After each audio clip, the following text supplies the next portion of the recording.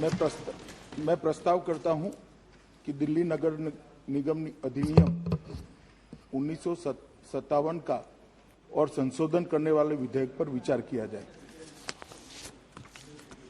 माननीय अध्यक्ष जी, आज एक बहुत महत्वपूर्ण विधेयक लेकर इस सम्मानीय सदन के सामने मैं उपस्थित हुआ हूं। दिल्ली नगर निगम पूरे राजधानी क्षेत्र का 95% हिस्से का सिविक सेवाओं का जिम्मेदारी उठाता है। लगभग 1,20,000 कर्मचारी तीनों निगमों के इकट्ठा होकर इसके तहत काम करते हैं। राजधानी क्षेत्र के होने के कारण राष्ट्रपति भवन भी यहाँ है, संसद भी यहाँ है, प्रधानमंत्री निवास भी यहाँ है, सारे केंद्रीय सचिवालय भी यहाँ है, ढेर सारे राजदूतालय भी यहाँ है और महत्वपूर्ण मीटिंगों का स्थान, अंतर्राष्ट्रीय मीटिंगों का स्थान भी स्वाभाविक रूप से राजनीति बनती है। दुनिया भर के राष्ट्राध्यक्ष जब यहाँ आते हैं तो राजधानी का उनका मुलाकात बहुत स्वाभाविक होता है। उसको दृष्टिगत रखते हुए इस सिविक सेवाओं की जिम्मेदारी का निर्वहन दिल्ली के तीनों कॉरपोरेशन ढंग से उठा पाए, वो बहुत जरूरी है। पहले यहां पर एक ही नगर निगम हुआ करता था, उसका विभाजन कर 3 नगर निगम बनाए गए। माननीय अध्यक्ष जी, थोड़ा पीछे में सदन को ले जाना चाहूंगा। 1883 से पंजाब डिस्ट्रिक्ट बोर्ड एक्ट के तहत दिल्ली नगर निगम चल रहा था। 1957 में दिल्ली नगर निगम की एक्ट के द्वारा स्थापना हुई और 1993 और 2011 में संशोधन हुए और अंततोगत्वा उत्तरी नगर निगम दिल्ली, दक्षिणी नगर निगम दिल्ली और पूर्वी नगर निगम दिल्ली 3 निगमों में इसका बंटवारा हुआ। बंटवारे के कारण, बंटवारे के पीछे की मंशा मैंने पूरे गृह विभाग की फाइलें खंगाली है, बहुत स्पष्टता से मालूम नहीं पड़ती। इसलिए मैं मेरी मर्यादा भी सदन के सामने रखता हूं, क्योंकि मुझे बताना चाहिए था सदन को कि इस निगम का बंटवारा क्यों हुआ था, किस आशय से हुआ था, क्या ध्येय को सामने रखकर किया गया था। मगर जितना, आप तो मंत्री नहीं थे दादा उस वक्त, फाइल मैंने देखी है, ऐसा भी नहीं लिखा है, ऐसा भी नहीं लिखा है।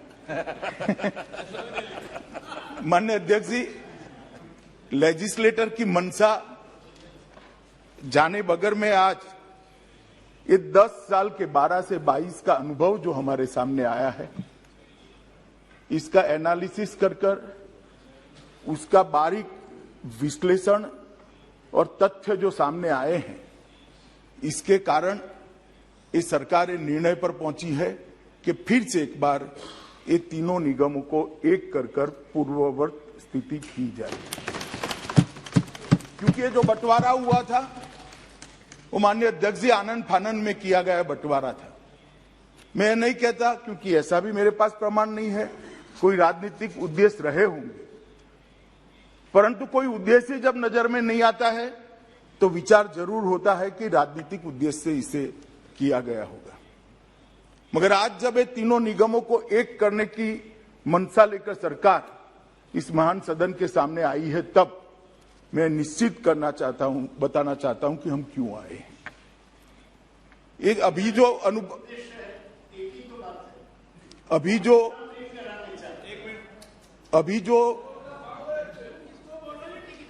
जो तीनों निगमों के 10 साल चलने के बाद चीजें सामने आई हैं, वो ये है कि तीनों निगमों के बीच में नीतियों के बारे में एकरूपता नहीं है। एक ही शहर के 3 हिस्सों में अलग अलग नीतियों से निगम चलते हैं, क्योंकि नीतियों की चलाने की निर्धारित करने की शक्ति हर एक निगम में निहित है। हर निगम के बोर्ड को अधिकार है कि वो अपने चलाने की नीतियों को तय करे। कार्मिकों की सेवा की शर्तों में और स्थितियों में भी एक रूपता नहीं रही है। ये एनोमली के कारण ढेर सारा असंतोष कार्मिकों के बीच में भी नजर में आया है और संसाधनों और दायित्वों का जब निगमों को बांटा गया तब बहुत सोच समझकर इसका बंटवारा नहीं किया गया। 3 निगम में से एक निगम तो हमेशा सरप्लस रहेगा उनकी इनकम की दृष्टि से और बाकी 2 निगमों की लायबिलिटी ज्यादा होगी मगर इनकम कम होगी।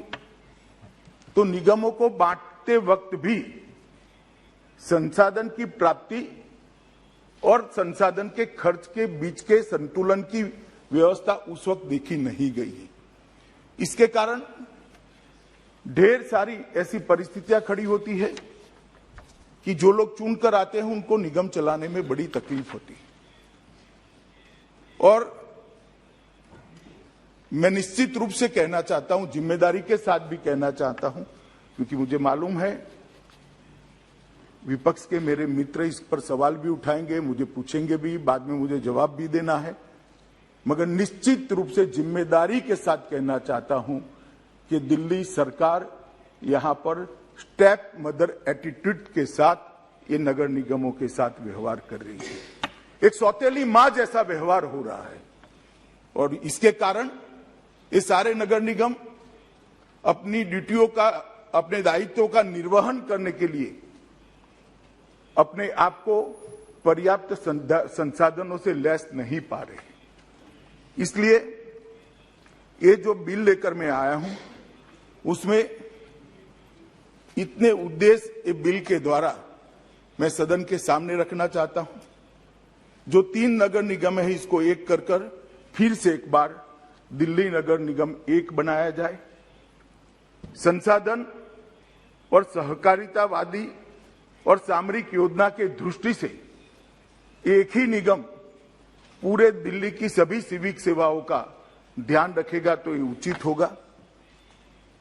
नगर निगम की सेवाओं को और दक्षता के साथ चलाया जाए और पारदर्शिता के साथ चलाया जाए, इस प्रकार के इसके लिए भी कुछ अमेंडमेंट्स इस बिल के अंदर है। दिल्ली के पार्षदों की संख्या को भी 272 से कम कर ज्यादा से ज्यादा 250 तक सीमित करने का भी इसमें प्रस्ताव है और नागरिक सेवाओं को कहीं भी और कभी भी, मैं फिर से रिपीट करना चाहूंगा, कहीं भी और कभी भी ये सिद्धांत के आधार पर व्यवस्थित किया जाए।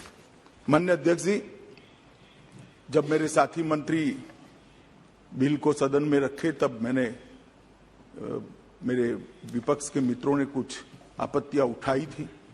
कुछ तो संवैधानिक आपत्तियां थी, कुछ राजनीतिक उद्देश्यों के लिए उनकी टिप्पणियां थी। उसको मैंने बारीकी से पढ़ा है।